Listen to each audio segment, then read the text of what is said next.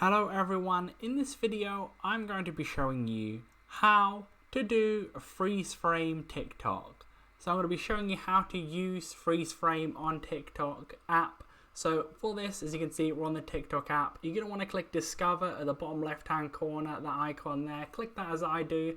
Then you want to click search at the top of the page. Then you want to type in a freeze frame photo. It's all one word, so go ahead and type it in like I do. Go ahead and click on that there, search that up. Then you'll see hashtag freeze frame photo. If you don't see the hashtag, click on the hashtag at the top right hand corner there. Then click on that hashtag there. Then you'll see at the bottom middle of this page that red circle icon with a camera in it. Go ahead and click on there.